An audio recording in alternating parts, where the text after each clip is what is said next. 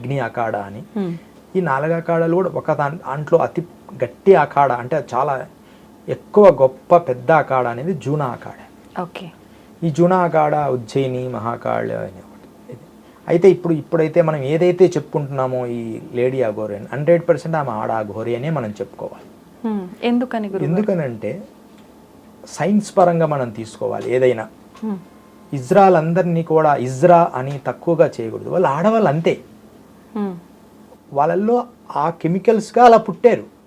అంటే వాళ్ళు పుట్టుకతో ఆడవాళ్ళ పుట్టలేదు కదా, లింగ మార్పిడి ద్వారా ఆడవాళ్ళగా పుట్టుకతో ఆడవాళ్ళు ఒక లింగ మార్పిడి తప్ప పుట్టుకతో ఆడ జన్యునుకు పరంగా మన లోపలున్న ఆ ఆర్గాన్స్ అనేది ఆడలాంటి లక్షణాలు ఉన్న బ్రెయిన్తో పుట్టారు వాళ్ళు.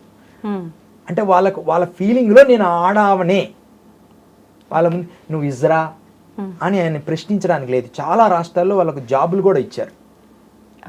లేడీ కిందనే ఇజ్రా అని రాసిన లేడీనే వాళ్ళు. వాళ్ళ భావం అంతా లేడీస్ లాగే ఉంటుంది. అది ఒక ఆర్గాన్. ఒక లేడీస్కి ఇప్పుడు మనం చూస్తాం ఆడవాళ్ళకి పురుష లక్షణాలు ఉంటాయి, పురుషులకు స్త్రీ లక్షణాలు ఉంటాయి. అంత మాత్రం అంటే వాళ్ళకి ఆ లక్షణాలు కంప్లీట్గా ఉంటాయి. నేను ముందు ఆవిడ గురించి మాట్లాడి అసలు అఘోర గురించి మనం తెలుసుకుందాం. అలాగే ఇప్పుడు ఆ 100% ఆమెను ఆడామనిగా మనం అంగీకరించాలి.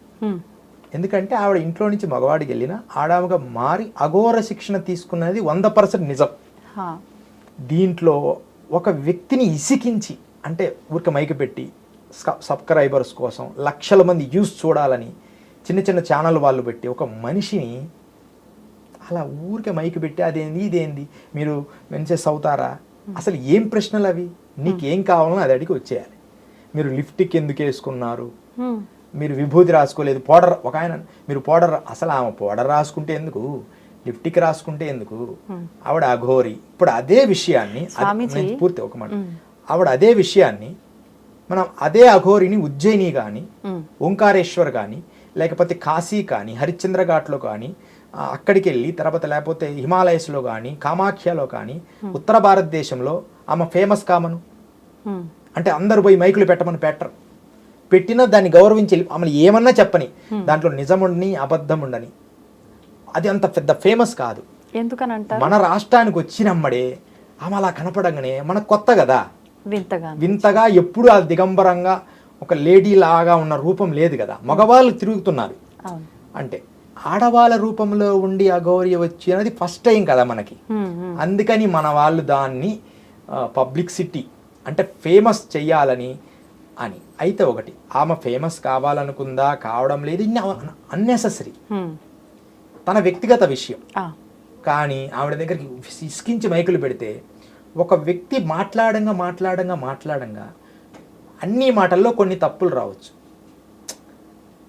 నేను అసలు ముందే గిన కలిసి ఉంటే ఆమెకు చెప్పేవన్నా, ఇక్కడున్న సమాజ పరిస్థితులు, ఇక్కడున్న మీడియా ప్రపంచం, ఇది ఏది కట్ చేయొద్దు మీరు, ఇక్కడున్న మీడియా ప్రపంచం గురించి అన్ని నేను చెప్పి ఇట్లా ఉంది పరిస్థితి అని. అంటే అప్పుడు ఆమె కొన్ని లేకపోతే ఆమె 100% ఆ సాంప్రదాయంలో శిక్షణ పొందినది నిజం. ఇక్కడ ఇజ్రా అనే ఈమె మగవాడే ఇజ్రాగా మారింది మాకు అనిపిస్తుంది అంటే నిజం మారి ఉండొచ్చు. కానీ ఆమెను అడిగినప్పుడు ఎవరైనా మీరు ఇజ్రాయల్ దగ్గరికి పోయి మీరు మగవాళ్ళు కదా అని అనండి, ఎమ్మడే కాదు నేను ఆడదా అన్నే. ఎందుకంటే తనకు భావస్వేచ్ఛ, తన మానసికమైన స్థితి కూడా ఆడదానిలాగే ఉంటుంది. వాళ్ళని తక్కువగా తప్పుడుగా మీరు ఇజ్రా అని అనడానికి లేదు. ఇజ్రాయల్ యోగ సాధన చేయడానికి లేదా? ఎందుకు లేదు? అఘోర సాంప్రదాయం తీసుకుంది, తర్వాత ఆమె సాధన చేసింది 100% నిజం. కానీ దానికి నేను సైన్స్ పరంగా ఒక ఉదాహరణ చెప్తాను. సైన్స్ పరంగా మేము చాలా రోజుల నుంచి మెర్క్యూరీ అంటే పాదరసం గడ్డగట్టించాలి. పాదరసం గడ్డగట్టడం అంటే యోగికి సిద్ధ పురుషులకే సాధ్యం. మన జగ్గి వాసుదేవ్ గారు స్వామి ఈషా ఫౌండేషన్ ఆయన కూడా పాదరసాన్ని గడ్డగట్టిస్తారు ఒక సమయంలో. కానీ అది ఆయన చేసే విధానంలో కంటే కూడా నేను మూలికలతో పాదరసాన్ని గడ్డగట్టించడం. కానీ ఎన్నోసార్లు మేము చేయంగా చేసినా దానిలో కార్బన్ వస్తుంది. అంటే ఇది సైన్స్ మీకు కొంత అవగాహన లేకపోవచ్చు. కార్బన్ అంటే బొగ్గు పులుసు వాయువు, అది వస్తుంది. ఎంత చేసినా కూడా బొగ్గు రాకూడదు, బొగ్గు వస్తే విషం, అది పాషాణం. అలా కాకుండా స్వచ్ఛమైన పాదరసం గడ్డగట్టాలి, దాంట్లో కార్బన్ ఉండకూడదు. ఓకే. అలా చేయంగా ఎన్నో రోజులకి ఈ మధ్య వచ్చింది నాకు. గడ్డ కట్టించాం అంటే ఇది కార్బన్ లేకుండా. Okay okay. ఎవ్వరికి సాధ్యం కాదు, సైన్స్ కూడా అందని ఒక అద్భుతమైన విషయం అని. అది గ్రేట్ కాదు, అది సైన్స్. దాన్ని లోతుగా పరిశీలన చేయాలి. అంటే ఒక వ్యక్తి కూడా అంతే, తను ఒకేసారి విద్య నేర్చుకున్నంత మాత్రమే పరిపక్వమైన అఘోరి అమ్మాలని రూల్ ఏముంది? వెళ్ళాడు, కొంత సాధన చేశాడు, పరిపక్వమైన అఘోరీగా కాకపోయినా దాంట్లో మనకు నేర్పించే స్థాయికి వెళ్ళుండొచ్చు. ఓకే, విద్య మనకు చేపించే స్థాయిలో. అయితే ఆయన ఆంధ్రప్రదేశ్ రావడము, ఆవిడ ఆంధ్రప్రదేశ్ రావడం అనేది మంచిది కాదు. ఇక్కడున్న విధానాల్లో ఆమె ఉజ్జయిని కానీ, ఓంకారేశ్వర్ కానీ, మధ్యప్రదేశ్ కానీ, జబల్పూర్ కానీ, లేకపోతే కాశీ కానీ, లేకపోతే కామాఖ్య కానీ, లేకపోతే ఉత్తరప్రదేశ్లో బద్రీనాథ్, కేదార్నాథ్, ఎక్కడికైనా ఎవ్వరు ఆమెను పట్టించుకోరు. మన వాళ్ళు ఆమె వచ్చిందో రాలేదో, చిన్న వాళ్ళు పోవడము, ఇంటర్వ్యూలు చేయడము, ఏదో ఒక కాంట్రవర్సీ ప్రశ్నలు వేస్తేనే ఆ వ్యూస్ వస్తాయి. దానికోసం మైకులు పెట్టి మూతి మీద పెట్టి నువ్వు అట్లా ఆమెకు మనశ్శాంతి లేకుండా. ఎందుకంటే సైన్స్, నేను ఎందుకంటే పబ్లిక్ విషయంగా చెప్తున్నా, ఏంది అన్నెసెసరీ అవి. ఇంకొక విషయం, ఆవిడ కారు నెంబర్ లేదు. రెండోది, ఆవిడకి అసలు అఖాడా నుంచి ఆమెకు ఐడెంటిటీ కార్డు వచ్చింది. ఎంత కష్టం తెలుసా అమ్మ, జూనా అఖాడాలో ఐడెంటిటీ కార్డు గురుస్థానంలో ఉండి రావడం అనేది అంత సులభం కాదు. ఎన్ని సాక్రిఫైస్ చేసి ఉండొద్ది. కానీ ఆమెకి ఉన్న ప్రాబ్లం ఏంటంటే సంభాషణ మాట్లాడడం రాదు. అంటే ఎలా మాట్లాడాలో ఆవిడికి రాదు. ఆవిడనే సంబోధించాలి. ఆవిడ నిజంగా ఎన్నో సాక్రిఫైస్ చేసి ఆ సాధన నేర్చుకుంది. బట్ ఈ సంఘంలో ఇప్పుడున్న సిచ్యువేషన్లో ఆమెను ఎలా, ఇక్కడున్న సమాజ పరిస్థితులు ఎలా మాట్లాడాలనే ఒక్క విషయం ఆమెకు తెలియదు తప్ప, ఆవిడ మనుషులకు నేర్పించే గురుస్థానం ఉంది. మంత్రం నేర్పొచ్చు, కానీ పూర్ణ పరిపక్వం కావాలంటే ఎంత కష్టం. ఇప్పుడు నేను ఇందాక చెప్పాను కదా, సైన్స్ ఒక వస్తువు పరిపక్వ స్థితికి రావాలంటే ఎన్నో రోజులు పడుతుంది. ఒకేసారి అఘోరి అనగా ఒక డయాగ్రామ్ తీసుకొని ఆమె లిప్టిక్ ఎందుకు వేసుకుంది దానికి సమాధానం. ఒక వ్యక్తి తనను ఆరాధించినప్పుడు, ఇప్పుడు నువ్వు కృష్ణుడిని ఆరాధిస్తున్నావు అమ్మా, ఎమ్మడి నామాలు పెట్టుకుంటావు. అంటే కృష్ణుడిలాగా ఇప్పుడు ఇస్కాన్ ఆరాధిస్తున్నావు, ఇస్కాన్ వాళ్ళు ఇలా నామం పెడతారు. ఎందుకండి? నువ్వు బొట్టు పెట్టుకుంటేనే కృష్ణుని నమ్మినట్ట. అది ఆరాధనా భావం. ఒక వ్యక్తి తన భార్య, ఒక వ్యక్తిని ఇష్టపడుతున్నాడు, తన ఫోటో తన లోపల పెట్టుకుంటాడు. ఏమండి అంత ప్రేమ నీకెందుకు? కానీ నాకు ఇష్టం అండి, ఆవిడని ఎప్పుడు చూస్తుండాలి. అలాగే ఆ అమ్మవారిలాగా తను రెడీ అయింది. ఇప్పుడు మనం జోగులు చేస్తాం, బోనాలు చేస్తాం. బోనాలు ఒక ట్రెడిషనల్ డ్రెస్ వేస్తారు. ఏది ఇక్కడ బోనాలు చేసినప్పుడు దానికి ప్రత్యేకంగా ఉంటారు, ఒక వ్యక్తులు ఉంటారు. వాళ్ళు ప్రత్యేకంగా అన్నీ చేసుకొని అమ్మవారి వాక్కు చెప్తారు మనకు పెద్దమ్మ గుడి దగ్గర. అలాగే ఈవిడ ఆలోచన విధానం, నేను అమ్మవారి స్వరూపంగా ఉన్నాను. ఎందుకంటే స్త్రీతత్వం ఉంది కదా, సైన్స్ చెప్తున్నా. ఇప్పుడు మళ్ళీ సైన్స్కి వెళ్ళాలి. స్త్రీతత్వం ఉంది బాడీలో, అనాలిసిస్లో, నేను స్త్రీని అని. అప్పుడు అమ్మవారి రూపాన్ని తను పొందాలనుకుంటుంది. కానీ అదే టైంలో అఘోర సాంప్రదాయం నేర్చుకుంది. అందుకని ఆవిడ గుడ్డలిప్పదీయడం అనేది సహజం. అంతే తప్ప ఆవిడ పురుషుడా స్త్రీనా నపుంసకుడా కాదు. పురుషుడా స్త్రీనా నపుంసకుడు కంటే భిన్న కోవల్లో ఒక మనిషి తన పుట్టుకతో వచ్చిన జన్యుపర లోపాలు ఎంతో మందికి ఎన్నో రకాలు ఉన్నాయి. ఒక వ్యక్తి సైకాలజీ డిజార్డర్, ఒక వ్యక్తి మానసిక పక్వం లేదు, ఒక వ్యక్తి మ్యాథ్స్ నేర్చుకుంటాడు, ఒక వ్యక్తి సైన్స్ నేర్చుకుంటాడు. ఒక వ్యక్తిలో ఒక్కొక్క కొన్ని ఆర్గాన్స్ ఉంటాయి. ఆ వ్యక్తిని అలా గుర్తించే స్థాయిలో ప్రజలు ఎందుకు లేరు? ఒకటి. ఇంకోటి, ఆవిడ దగ్గరకు తదేకంగా ఎందుకు వెళ్ళారు అని ప్రశ్న. ఎందుకు వెళ్ళాల్సి వచ్చింది? అంటే తనకి ఇష్టం లేకుండా అయితే వెళ్ళరు కదా స్వామీజీ. ఇష్టం లేకపోయినా ఇప్పుడే ఉంటారు, గురువు గారు మీతో ఒక మంచి మాటలు మాట్లాడాలి, మీ విషయం అందరికి చెప్తామండి అని ప్రేమగా పిలుస్తారు. పిలిచిన తర్వాత తను ఓపెన్ అయ్యి, అంటే అతను ఇష్టపడతారు. మాకెంత సాధువులు ఎలా ఉంటారంటే అమ్మా, ఒక మంచి గురుగారి నమస్తే అండి అని ప్రేమగా మాట్లాడు 2 పనులు పెట్టామనుకో, అంటే సాధకులు పొంగిపోతాం, అన్ని విషయాలు చెప్తాం. వాటిల్లో ముఖ్య విషయాలు వదిలేసి గురువు గారు మూత్రం తాగమన్నారు అనేది ఈ మధ్య హైలైట్ చేశారు. అది కట్ చేసి నేను అసలు ఈ కాలంలో పనికిరాదని కూడా చెప్పాను. ఇది ఈ కాలంలో పనికిరాదు, పూర్వకాలంలో ఇలా ఉండేది, శుద్ధంగా ఇలా ఉండేది, ఇది సాంప్రదాయాల్లో ఉందండి ఒక పుస్తక గ్రంథపరంగా అని చెప్పాను. దాన్ని వదిలేసి గురుగారు మూత్రం తాగమన్నాడు అంటే అలా మనుషులు కూడా ఆయన ఏదో పాపం చెప్పాడు, ఆయన ఇసుకి లాస్ట్గా ఆయన వెళ్ళిపోవాలి అనేటట్టు చేశారు. నిజంగా ఒక్క ప్రశ్న, అక్కడి నుంచి ఎక్కడి నుంచో బద్రీనాథ్, గంగోత్రి, ఋషికి ఎక్కడి నుంచి వచ్చిండో తెలియదు. ఆమె వచ్చినప్పుడు ఎన్ని చెక్ పోస్టులు ఉన్నాయి, ఎంతమంది పోలీసులు ఉన్నారు, ఎన్ని బార్డర్ చెక్ పోస్టులు, ఇవన్నీ ఒక కారు నెంబర్ లేకుండా ఎవరన్నా దాటగలరా? లేదు. ఆయన దగ్గర ఉన్న ఐడెంటిటీ కార్డు ఎంత పవర్ఫుల్. ఇంకోటి, ఎవరైనా మామూలు కారులో ఒక చిన్న పుర్రె కనపడమను, మామూలు జనరల్గా అఘోరి కాదు, అఘోర సాంప్రదాయం వేసుకున్న మామూలు అఘోరాలు ఉంటారు కదా, 2 పుర్రెలు పెట్టుకొని వెళ్ళమను, అసలు దేని లేకపోయినా ముందు అరెస్ట్ చేసి జైల్లో పెడతారు. ఈయన కారులో ఇన్ని అఘోర అంటే సైకలాజికల్గా ఆమె అఘోరే, అఘోరి అమ్మవారు. అయితే ఆవిడకు ఉన్న లోపం ఏంటంటే మాట్లాడడం రాదు. ఈ పరిస్థితులు, ఇక్కడున్న సమాజ పరిస్థితులు ఆమెకు తెలియదు. ఆంధ్రప్రదేశ్లో మిగతా ఏ రాష్ట్రంలో పోయినా ఆమెను ఎవరు పట్టించుకోరు. ఈవిడ ఏమనుకుంటా అంటే ఆమెకున్న జ్ఞానం పూర్తిగా ఎదగాలని రూల్ ఏముంది? అఘోర సాంప్రదాయమే. ఇంకొన్ని నెలలకు ఆమె పూర్ణ స్థాయికి వెళ్తుందేమో, ఇప్పుడున్న స్థాయిలో కాలేదు. అంటే మరి పూర్ణ స్థాయికి రాకుండా గురువుల ఆదేశం ప్రకారమే వచ్చాను అని అంటే ఆమె ఆ స్థాయికి రానప్పుడు వాళ్ళు వెళ్ళమని ఎందుకు చెప్తారు స్వామీజీ? ఇప్పుడున్న స్థాయిలో వచ్చింది అంతే. అంటే పూర్ణ స్థాయి అని మనం జడ్జిమెంట్ చేయలేం కదా. పూర్ణ స్థాయి అంటే జడ్జిమెంట్ చేయలేము నాన్న, ఇది అని అనాలిసిస్ ఇలాగే ఉండాలి. ఇప్పుడు పూర్ణ స్థాయి యోగిని కదమ్మా. ఇప్పుడు నేను చెప్తా, రియల్గా చెప్తున్నా, నేను ఆనెస్ట్గా, నేను గత కాలంలో ఒక 6 ఏళ్ల క్రితం ఎన్నో సంవత్సరాలు యోగ సాధన చేసి గాలిలో పైకి లేచేంత సాధనలు చేశాను.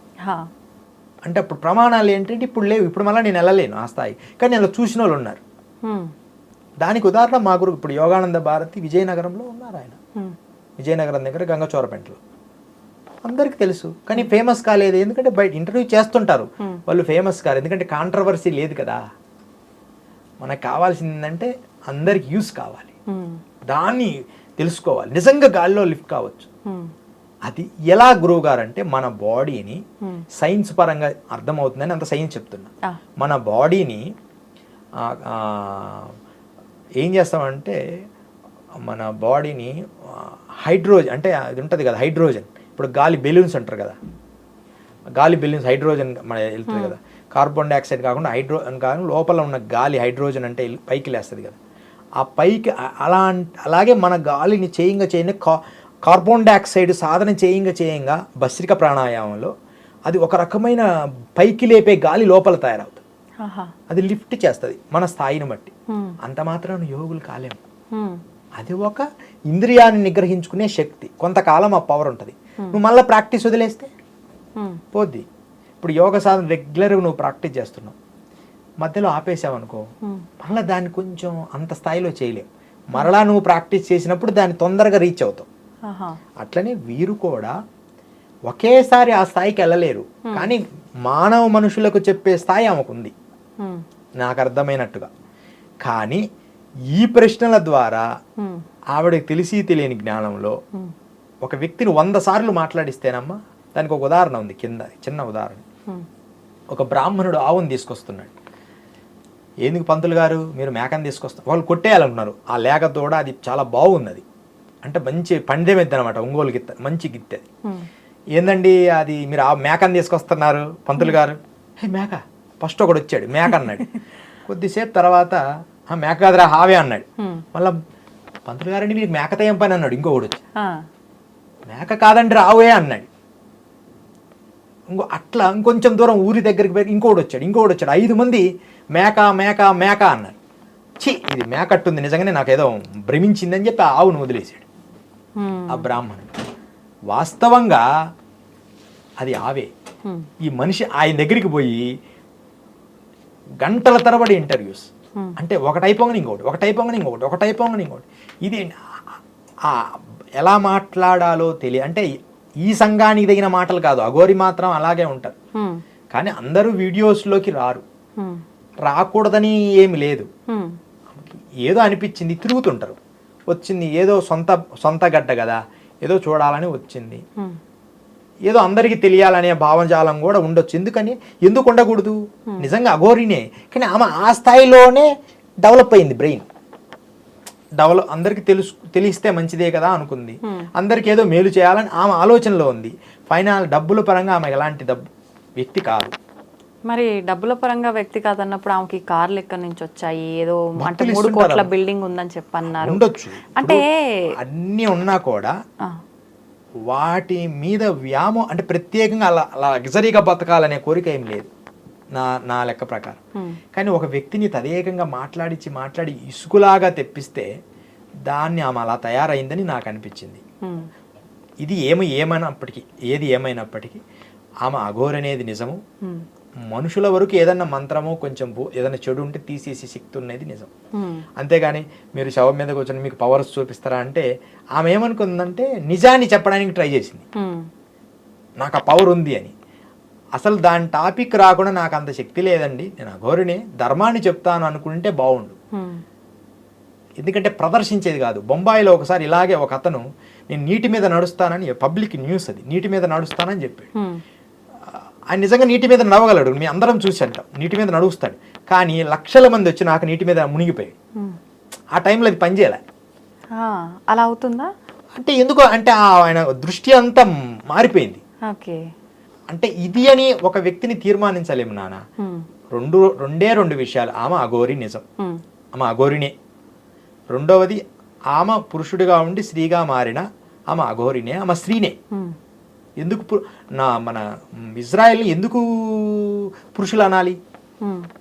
వాళ్ళ భావజాలం అంతా స్త్రీతత్వం, అందుకని స్త్రీ రూపాన్ని ధరించింది, స్త్రీలాగా అమ్మవారిలాగా ఉంది. అఘోర సాంప్రదాయంలో స్త్రీతత్వం ఉంది. ఏకవస్త్రం కట్టుకుంటారమ్మా ఎక్కువగా అఘోరులందరూ. ఆడవ అఘోరులను కూడా నేను ఉన్నాను, ఇలా కట్టుకుంటారు ఏకవస్త్రం. కానీ అది కూడా కొంచెం విసర్జించడం అంటే అక్కడ ఉంటారు, అక్కడ ఏకవస్త్రం కూడా ఉండదు. కొంచెం ఈ హైదరాబాద్ భాగ్యనగరం ఈ ప్రాంతాల్లో అది కొత్తగా అనిపించింది ప్రజలకి. అది యూట్యూబ్ ఛానళ్ళ ప్రభావం వల్ల అలా అయింది తప్ప అది అన్నెసెసరీ అనేది నా వ్యక్తిగత విషయం. అఘోర్ అంటే ఘోరమైనది, తాంత్రికమైనది, మార్మికమైన శక్తి, విశ్వ చైతన్యాన్ని. అఘోరి అంటే శవములు కాలిన తర్వాత దాంట్లో ఉన్న శక్తిని వాళ్ళు గ్రహిస్తారు. కొన్ని నీటి మీద కూర్చొని అన్ని అడుగుతారు.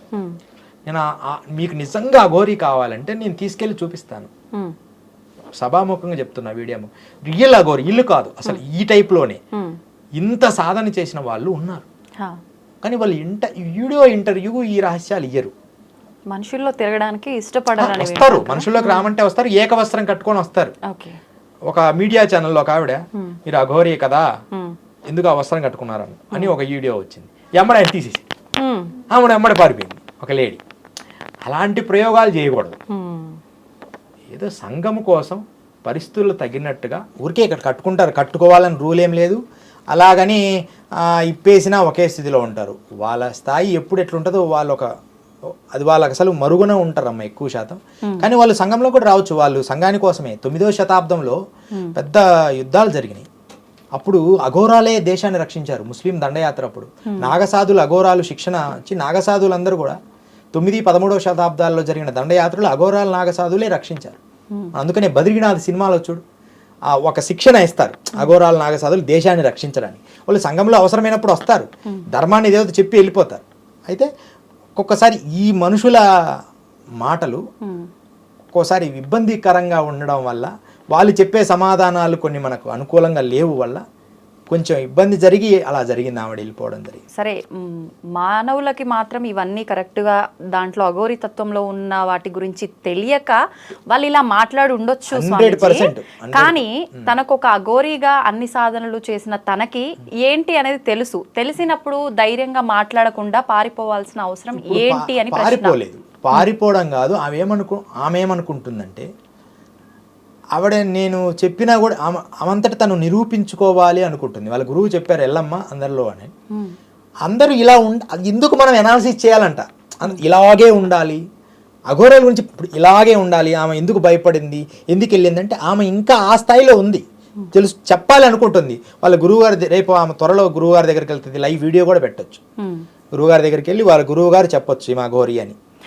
అంటే ఒక స్వామి, అంటే ఒక యోగిగా ఉన్న మీరు ఆమెతో మాట్లాడడము, తెలుసుకునే ప్రయత్నం చేయడం తప్పేమీ లేదు. అంటే ఒక్కసారి తనకి కాల్ చేసి మనం ఒక ప్రయత్నం అయితే చేసి చూద్దామా స్వామీజీ? అంటే తన మాటలు వింటే ఇంకొంచెం మన క్లారిటీ వచ్చే అవకాశం ఉంటుంది కదా. 100%. ఒకసారి ఫోన్ చేయమ్మా. స్వామీజీ ఒక్కసారి తనకు ఫోన్ అయితే చేసి చూస్తాను, తను ఆన్సర్ చేస్తే గనక మాట్లాడే ప్రయత్నం చేద్దాం తనతో. ఖచ్చితంగా ప్రయత్నం చేద్దామమ్మా, తప్పేముంది. నేను కాల్ చేస్తాను, ఒక్కసారి మాట్లాడండి స్వామీజీ. రింగ్ అవుతుంది.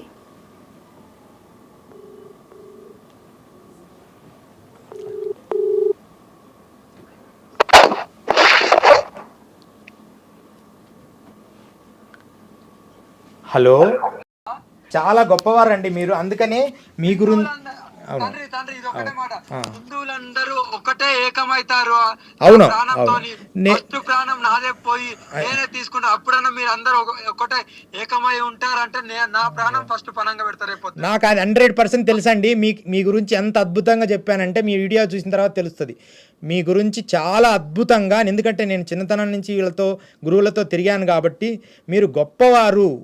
కానీ ఇక్కడున్న విషయాల్లో నేను మధ్యప్రదేశ్లో ఉజ్జయినిలో ఉన్నాను కాబట్టి మమ్మల్ని కలవలేకపోయాను. నిన్ననే నేను వచ్చాను, లేకపోతే నేను ముందే మిమ్మల్ని కలిసింటే చాలా విషయాలు మీకు చెప్పేవాడిని ఇక్కడ పరిస్థితులు మీతో. కానీ లేటుగా కలిశానండి, అందుకని ఉంటే మిమ్మల్ని కలిసేవాళ్ళని డైరెక్ట్గా. మీరు ఏమంటున్నా తండ్రి, ఇప్పుడు చెప్తున్నా వినండి.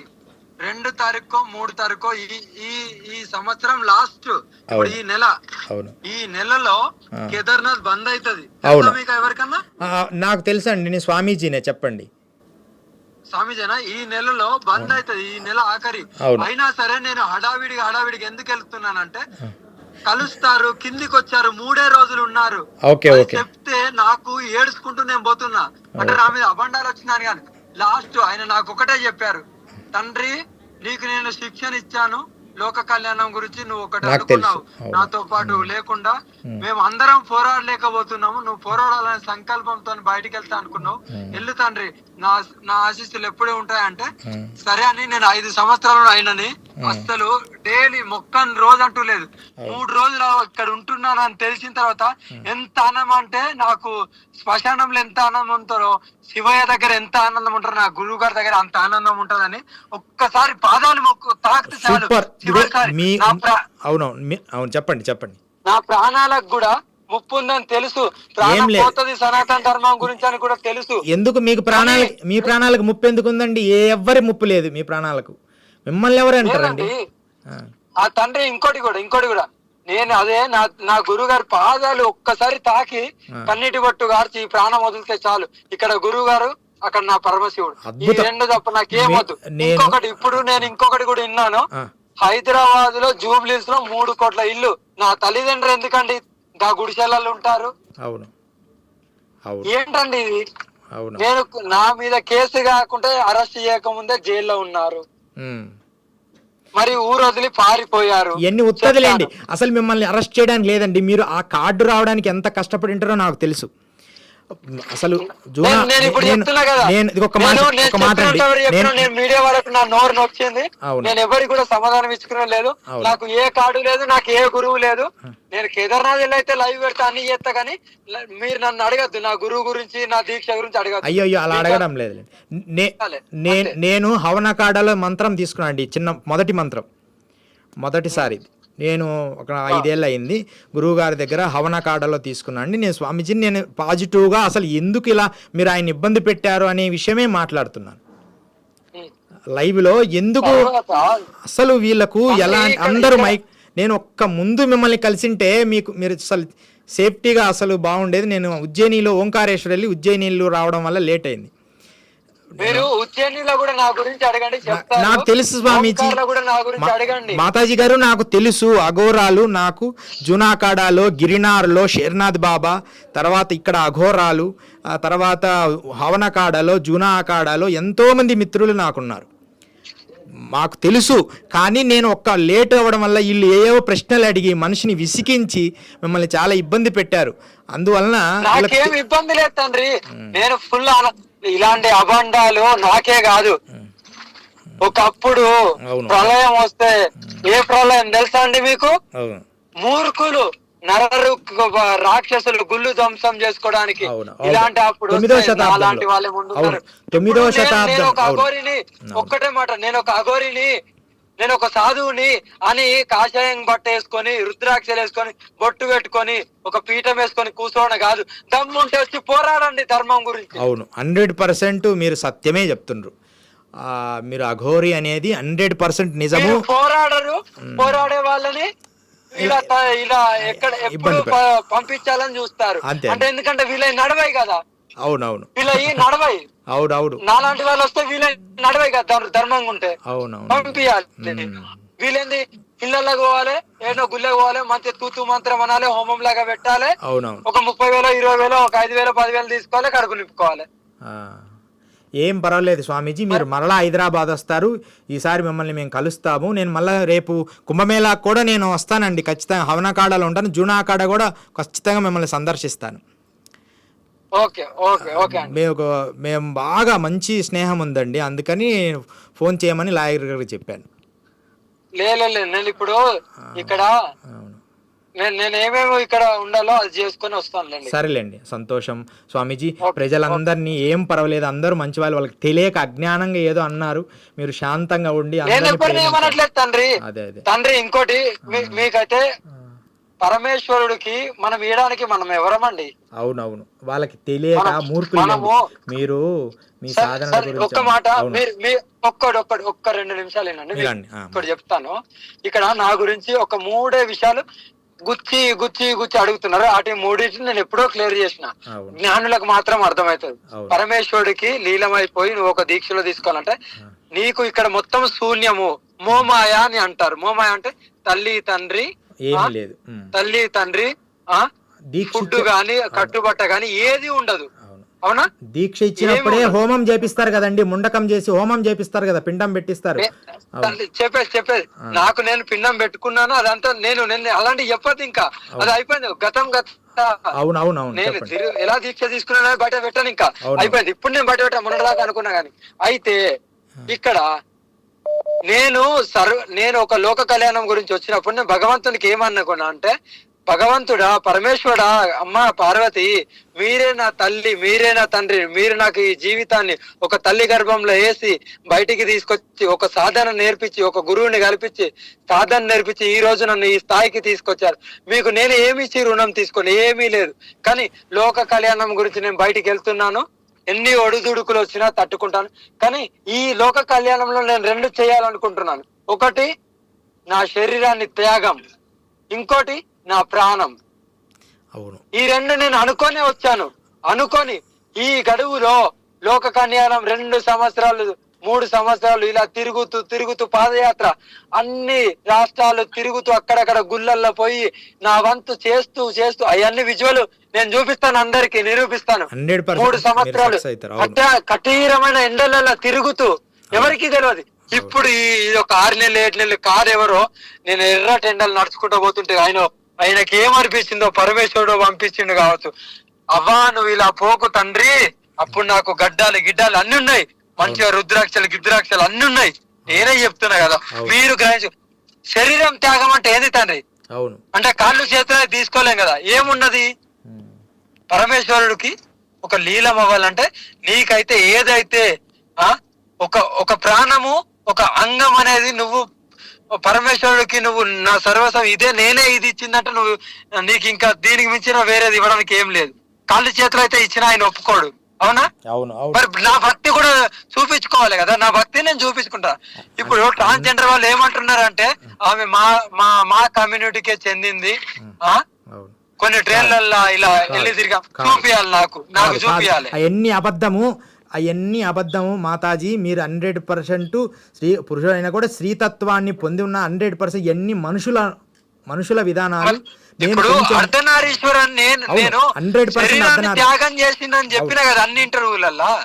100%. నేను ఒక్క వారం ముందు కలిసింటే బాగుండు. సరే స్వామీజీ, చాలా సంతోషం. లాయర్ గారు ఇచ్చారు, చాలా సంతోషం. జై గురుదత్త. నమో నారాయణ. స్వామీజీ, హర హర మహాదేవ్, హర హర మహాదేవ్. అంటే స్వామీజీ, ఇప్పుడు దాకా మీరు అఘోరి నాగసాధువు గారితో మాట్లాడిన సంభాషణ విన్న తర్వాత తను ఎంత పాజిటివ్గా చెప్తున్నారు అంటే ఇదంతా నిజమే అని నమ్మేసేలాగా ఉంది. విన్నంత వరకు నేను అనుకున్నా, అరే పాపం తను చాలా జెన్యున్గా ఉన్నారు కదా అని చెప్పి. కానీ ఇంకొకటి ఏమర్థమైందంటే నాకు, తనని తను అంటే నేనేదో తప్పు చేశాను కాబట్టి అందరు నన్ను ఇలా అంటున్నారు, ప్రూవ్ చేసుకోవాలి అనే ఒక వేలో లేదంటే ఇంకొక రకంగా మాట్లాడుతున్నట్టుగా నాకు అనిపించింది. తనకి ఏం అవసరం అని నేను అంటున్నాను స్వామీజీ. తనని తను ప్రూవ్ చేసుకోవాల్సిన అవసరం ఏముంది తప్పు చేయనప్పుడు? అదే అయితే తను కూడా ఆ అమ్మగారు కూడా అలాగే అంటున్నారు, నేనేం ప్రూవ్ చేసుకోవడానికి కాదు, నేనంటే చూపిస్తాను, నిరూపిస్తాను, మా గురువుగారి దగ్గరికి వెళ్ళి నేను లైవ్లో కేదార్నాథ్ 2వ తారీఖు మోసేసే లోపు నేను వెళ్తాను అంటుంది. 100% ఆమె జెన్యూనే. కానీ ఆమె సంఘములో ఈ తెలుగు రాష్ట్రాల్లో ఉన్న పరిస్థితులు ఆమెకు కొంత తెలియకపోవడం వల్ల, మాట్లాడడం వల్ల కొంచెం ఇబ్బంది అయింది తప్ప 100% మనం అది యాక్సెప్ట్ చేయాలి. లేకపోతే అవన్నీ ఆమెను అంగీకరించరు అన్ని రాష్ట్రాల్లో. కానీ ఏదైనా తెలుగు రాష్ట్రాల్లో ఇప్పుడున్న పరిస్థితుల్లో ప్రభావంగా ఎలా మాట్లాడాలి, కొన్ని పదజాలాలు తెలియకపోవడం వల్ల అలా జరిగింది తప్ప దాన్ని మనం అంత భూతద్దంలో పెట్టి ఆమె చాలా అన్నెసెసరీ చేశారు అని నా అభిప్రాయం. అన్నెసెసరీ, అసలు అవసరమైనంత మాట్లాడుకోవాలి అంతే. ఈ మైకులు పెట్టి అలా అయిందని అనుకుంటున్నా. ఏది ఏమైనప్పటికీ అఘోరం అనేది నిజము. ఇంకొంతకాలము ఈ పరిస్థితుల్లో కాకుండా ఆమె అంటుంది కదా దేశ రక్షణ కోసమని. నిజంగా దేశ రక్షణ అవసరమైనప్పుడు అలాంటి వాళ్ళు వచ్చి చేస్తారు. దాన్ని మనం అది విశ్వసించాల్సింది. అవసరమైతే వాళ్ళ సేవలు మనం కొనసాగించుకోవాలి. నేను ఒక క్వశ్చన్ అడగొచ్చా స్వామీజీ? దేశ రక్షణ కోసం అవసరమైనప్పుడు వచ్చి ఉంటే బాగుంటుంది, రావాల్సింది వస్తుంది మీరు చెప్పింది. తన మాటే తను మాట్లాడడం కరెక్ట్గా పరిపూర్ణ స్థితిలో లేని తను దేశ రక్షణ కోసం ఎలా, అసలు ఏం రక్షిస్తుంది? అద్భుతం, చాలా మంచి ప్రశ్న. అయితే ఏంటంటే తన భావజాలం ఏదో సేవ చేయాలి, సంఘానికి సేవ చేయాలి, హిందూ మొన్న గుడి ఏదో ప్రాబ్లం అయితే నేను వెళ్ళి నిలబడాలి, అక్కడ హిందూ ధర్మం ధ్వంసమైనప్పుడు నేను కాపాడాలని ఒక భావజాలంలో ఉంది. అది పక్వ దశ. అంటే ఒక్కొక్క వ్యక్తి ఒకేసారి పక్వ దశ వస్తుందని రూల్ ఏం లేదు కదా. ఇంకొంతకాలం తర్వాత ఆమె మార్చుకుంటుంది ఆమె భావజాలం. ఏంటంటే లైఫ్ అనేది వార్ అండ్ పీస్, యుద్ధంతో మొదలవుతుంది. అంటే అన్ని తర్వాత శాంతి పొందుతుంది. అలాగే ఆమె కూడా ఇంకొంతకాలం తర్వాత ఆమె భావజాలన్నీ సత్వగుణంగా మారుతాయి.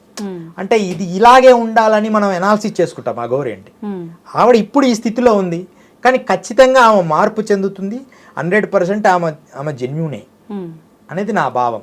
కానీ మనకు అవసరం లేదు ఆమె ఎలా ఉంటే ఏమి. ఆమె బూడిద పూసుకున్నాం, ఆయన పౌడర్ అన్నాడు, బూడిద రాసుకున్నది అన్నాడు, లిఫ్ట్కి అసలు మీరు ఎందుకు మైకులు పెట్టాలి వెళ్ళి? ఆవిడ ఏమైనా చెప్పని, మీకు అది కరెక్ట్ కాదన్నప్పుడు మీరు ఎందుకు పెట్టాలి? ఒకరి మీద ఒకసారి కరెక్ట్ కాదా అనుకున్నప్పుడు పదేకంగా వెళ్ళి ఎందుకు మైకులు పెట్టాలి?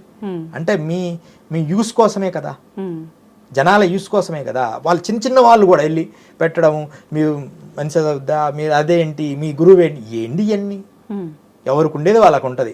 గురువుగారు లోకానికి మీరు ఎలాంటి మేలు జరుగుతుంది, మీరు ఎలా చేయగలరు? ఇగో నేను ఇలా చేయగలనమ్మా, నేను ఆరోగ్యం చేయగలను, నేను యోగా చేయగలను, నేను ఆయుర్వేద ఔషధం ఇవ్వగలను, నేను మంత్రం చేసి మిమ్మల్ని శాంతి, ఏదో తనకు చెప్పుకోవాలి తప్ప అన్నెసెసరీ క్వశ్చన్లు అడిగి తను ఎలా స్పందించాలో తెలియని భావంలో ఉంది. ఇంకా అది ఆమె చెప్పడం వల్ల ఇంత రాద్ధాంతమైంది. లేకపోతే ఇంత ఇష్యూ చేయాల్సిన పని లేదు. ఇదే మధ్యప్రదేశ్ కానీ, కాశీలో కానీ, హిమాలయాల్లో కానీ ఎక్కడ ఇంత ఇష్యూ జరగలేదే, జరగదు కూడా. గురువు గారు తనతో మాట్లాడేటప్పుడు మీరు కూడా ఎక్కడ నేర్చుకున్నా, ఏ గురువు దగ్గర అని చెప్పారు కదా, మీరు ఏ గురువు దగ్గర నేర్చుకున్నారు? మేము హవనకాడాలో జస్ట్ మంత్రం, అంటే పెద్దలు అఘోరల దగ్గర మంత్రం తీసుకుంటాం. వీలైనప్పుడు నేను యోగ సాధన కొద్దిగా సంస్కృతము ఏదో సంగీతం కొంచెం శాస్త్రీయంగా కొద్దిగా నేర్చుకుంటూ సత్వగుణములో ఉండే శ్రీ విద్యోపాసన చేసుకుంటాం. మా గురువు గారు శ్రీ విద్యానందనాథ, శ్రీకాకుళంలో ఆయన పేరు అది, శ్రీ విద్యానంద గురుగారు. ఒక్కటి మనం ఇందాక తనతో ఇప్పుడు నేను అడగగానే మీరు నేర్చుకున్న విద్య గురించి, అకాడమీ గురించి పేరు చెప్పేశారు. ఎవరైనా వాళ్ళ గురువుల పేర్లు చాలా గౌరవంగా చెప్పుకోవడానికి ఇష్టపడతారు. మరి ఇందాక మనం ఫోన్ కాల్లో తనతో మీరు అడిగినప్పుడు నా గురువులు ఎవరో నేను చెప్పను అని ఎందుకు అన్నారు? అట్లా లేదు, నేను బాగా విన్నాను. నేను ఆల్రెడీ చెప్పేశాను, నేను చెప్పను. ఆల్రెడీ వీడియోలో నేను చెప్పేశాను. అంటే అది ఒక మొండివాదన అనుకోవచ్చు కదా గురుగారు? అఘోరాలకు అది అంత మొండివాదం సహజం. అఘోరాలకి సామాన్య మానవులకు తేడా ఏముంది? నేను అఘోరాలతో తిరిగానమ్మా. అసలు చాలా ప్రేమ వచ్చినా కొడతారు, నవ్వు వచ్చినా కొడతారు, ఇలా గౌక్కన ప్రేమగా కొడతారు. నేను ఎగిరి ముందుకు పడేవాడిని. అంటే వాళ్ళు కొంచెం వరమిచ్చే తీయటి శాపం లాగా ఉంటారు అఘోరాలు. తల్లిలాగా వరమిచ్చే తీయటి శాపం లాగా కొంచెం మార్మికంగా ఉంటారు. వీడియోస్ తీసుకోవడానికి కొంతమంది ఒప్పుకోరు ఆ రహస్యాలు చెప్పేటప్పుడు. ఈమె రహస్యాలు ఏమీ చెప్పలేదు, నేను విన్నాను అన్ని వీడియోలు. జస్ట్ శవం మీద కూర్చుంటాం, సాధన ఇవన్నీ అందరూ చేసే అఘోరాలే. కానీ మార్మికమైన రహస్యాలు ఆమె దాటేసింది. నిజంగా ఆమె కరెక్టే, కానీ అవి ఎలా చెప్పాలో ప్రజెంట్ చేయడంలో రాలేదు. అంటే నిజంగా వీడియోస్ చెప్పడం కూడా తెలియాలి కొంతమందికి, దాన్ని ప్రజెంట్ చేయడంలో కొంతమంది ఉంటారు. అదే ఒక్కటే ఆమెకు రాలేదు తప్ప ఆవిడ అవన్నీ భవిష్యత్తులో మార్చుకుంటుంది వీటి విషయాల వల్ల. తర్వాత ఆమె ఏదైనప్పటికీ ఆవిడనే సంబోధించాలి. ఆవిడ మారింది, ఆమె విద్య నేర్చుకున్నది నిజము, ఆవిడ సాంప్రదాయబద్ధంగా విద్య నేర్చుకున్నది. కానీ ఇంకొంత దీనివల్ల ఆమె జ్ఞానం నేర్చుకుని భవిష్యత్తులో ఆమె ఇంకొంచెం మంచి విషయాలుగా కొంచెం ఏకవస్త్రం ధరించి ఉంటే బాగుండేది. ఇక్కడ అవసరం లేదు, ఇక్కడ జనాలు ఇక్కడ ప్రాంతాన్ని బట్టి ఏకవస్త్రం. ఉత్తర భారతదేశంలో అయితే అవసరం లేదు. నేను నిన్ననే ఉజ్జయినిలో వెళ్ళాను, అసలు అక్కడ ఎవరు పట్టించుకోరమ్మా. అన్ని గుడ్డలేడ్చి తిరిగినా ఎవరు పట్టించుకోరు. వాళ్ళని ఏ ప్రశ్నలు వేసినా ఏం చెప్పినా ఎవరు పట్టించుకోరు. ఒక అనుకోకుండా ఒక సెన్సేషనల్ అనమాట. అంటే పాల పొంగులాగా పొంగినాయి గబుక్కున. పాల పొంగు ఎంతసేపు ఉంటుందమ్మా? ఈ చాలా మంది గురువుల పరిస్థితి అంతే, మళ్ళీ ఎమ్మడే డౌన్ అయింది. జ్ఞానముతో పెంచుకునేవాడు స్థిరంగా ఉంటాడు. ఒకేసారి పాలపంగా బుస్సని పైకి లేస్తే మళ్ళీ కొన్ని తగ్గుతుంటాయి. చాలా సంస్థలు అంతే, ఎందుకంటే దాంట్లో తాత్కాలికమైన శక్తే. వాళ్ళు అలాగే ఇంకొంత కాలానికి పూర్ణ పరిపక్వం అయినప్పటికీ కూడా ఇక్కడ ఈ ప్రాంత అభిమానాలు, ఈ మనుషుల్లో ఉన్న కుతంత్రములు, కుళ్ళులు, ఇవన్నీ కూడా కొన్ని అనాలిసిస్ చేయలేకపోయింది అంతే తప్ప. ఖచ్చితంగా ఆవిడ మంచి మార్గంలోనే విద్య నేర్చుకుని చాలా ఎన్నో సాక్రిఫైస్ చేస్తేనే ఆ స్థాయి వస్తుంది. అలాగని జ్ఞానం ఉండాలని కాదు, ఆమె విద్యలో ఆమె నేర్చుకుంది. మంత్రము, ముద్రలు, పూజలు నేర్చుకుంది, నేను తెలుస్తుంది నాకు. కానీ ఏది దాచాలి, ఏది చెప్పాలి, ఎంతవరకు చెప్పాలి, ఈ ప్రజలకి నువ్వు ఎంత మేలు అలా ఒక పద్ధతిగా తీసుకొచ్చింటే బాగుండేది. అడిగి రకరకాల ప్రశ్నలు వేయడం, ఆమె ఏదో ఒకటి సమాధానం చెప్పడం, దానివల్ల ఇంతవరకు జరిగింది. ఇంతకంటే మనం దీన్ని అన్నెసెసరీ వీటి మీద ఎక్కువ మాట్లాడకూడదు. ఆమెకు దూరంగా ఉండండి అవసరం లేకపోతే, ఎందుకు ఆమెను డిస్టర్బ్ చేయడం అనేది నా భావన. ఆమెకు దూరంగా ఉండండి అంటే ఆమె మనుషులకు వస్తే మీరు ఎందుకు వెళ్ళాలి? మనకు బాగలేదు ఇప్పుడు అక్కడ, అది మీకు నచ్చలేదమ్మా. నచ్చలేనప్పుడు దాని దగ్గరికి ఎందుకు వెళ్తుండ్రు? ఎందుకు అందరికి చూపించాలనుకుంటుండ్రు? మీకు నచ్చలేదు, ఆవిడ సహజ స్వభావం అది. ఇప్పుడు సింహం సహజ స్వభావం ఉంటుంది, బ్రాహ్మడి సహజ స్వభావం ఉంటుంది, ఋషికి సహజ స్వభావం ఉంటుంది, యోగికి సహజ స్వభావం ఉంటుంది, ఒక బ్యూటీ ఒక సహజ స్వభావం ఉంటుంది ఒక బ్యూటీకి. ఒక యాంకర్కి సహజ స్వభావం ఉంటుంది. ఎలా?